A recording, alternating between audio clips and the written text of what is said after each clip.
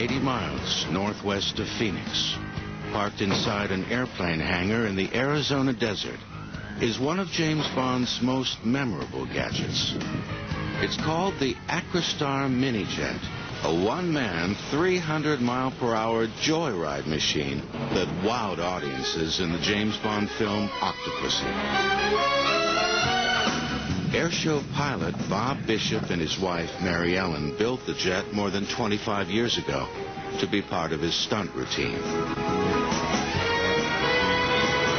Today, he puts the jet through its paces at the air park where he lives. We actually are in Arizona partly because we can fly almost 365 days a year. It's hot in the summertime, you sweat a lot, but in general we have very, very good weather. When he built the jet, he had no idea it would become famous for being piloted by Bond.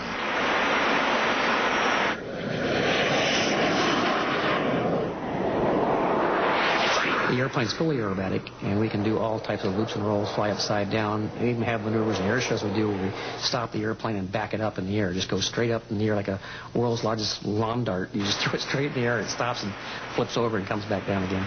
You don't see a lot of jet airplanes doing that. Bishop and pilot Corky Fornoff perfected the maneuvers that would become part of movie-making history. The little airplane is a perfect match for James Bond. Because of its size, you could put it in a trailer. You could have actually dumped it out the back of an airplane and let it fly away. It's really James Bond material. He can land on a highway. He can put it in a garage to hide it. He can almost pull it out of his coat and put it together. The Bond producers had heard about the jet and wanted to develop a sequence for the opening of the film. Producer Cubby Broccoli wanted something spectacular, but didn't want anyone getting hurt. Cubby Broccoli told me one time, Corky, we aren't hiring you to kill yourself. We're hiring you to eliminate the risks and know that you can do it. Fornoff and Bishop came up with the idea of flying the jet through an airplane hangar to avoid being hit by a missile. As he flies through this hangar, hopefully the missile will attach itself to a larger aircraft. Mr. Bond flies through the hangar. The missile was attracted to a larger aircraft.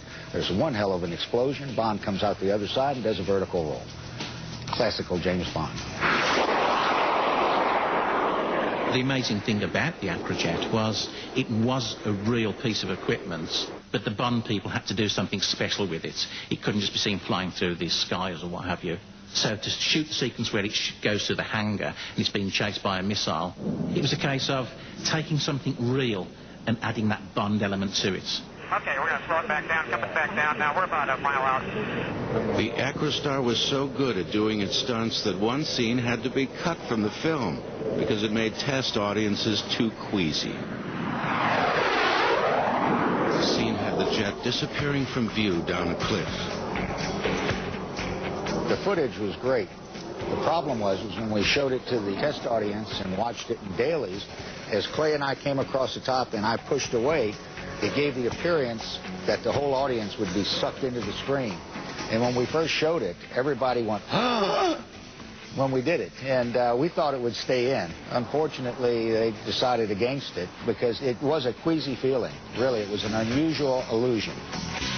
There are actually two Acrostar jets. Bishop keeps one in his home in Arizona, and the other, the one that actually flew in the Bond film, is kept at a flying museum in Los Angeles. The jet on display no longer has its engine and no longer flies. But Bishop's jet is fully operational and still wows audiences worldwide. People ask me if this is a toy or not, or actually people think it is not a real airplane. When they walk up to it, they say, where's the real one? They think this is a model of the airplane.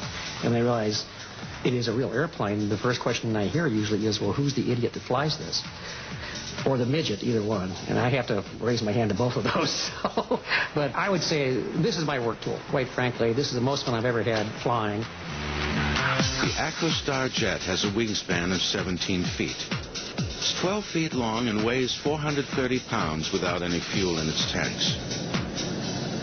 A TRS-18 engine made by Micro Turbo powers the plane.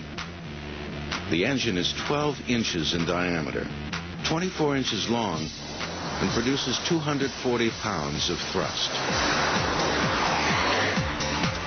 The plane can fly up to 325 miles per hour and can reach altitudes of up to 30,000 feet. It can fly for 2 hours before refueling. I would hate to fly anything smaller than this airplane. Most cars are longer than its wingspan is, and most engines in automobiles weigh more than this whole airplane together. When Bishop isn't flying the jet in air shows, he's been contracted by the U.S. military to use the plane for target practice. Because the Acrostar is so small and so fast, it's actually used by the military to double for a missile in war games with the Air Force. Though Bishop says the jet is extremely safe, he's had to bail out of the plane twice in the last 25 years, both times safely. Oh, I always wear a parachute. I'm crazy, not stupid. There is a difference, so yes. Though the plane was only featured once in a James Bond film, both Bishop and Fornoff say the notoriety of being associated with 007 and the Acrostar left an indelible impact on their lives and careers. Through my years of aviation and aviation film work, I have been given many compliments, but I think the one I treasure the most came from Cubby Broccoli. We were at a lunch meeting one day, and he introduced me to some friends from the Coast Guard, and he said, "This is Corky Fornoff. He is James Bond's pilot."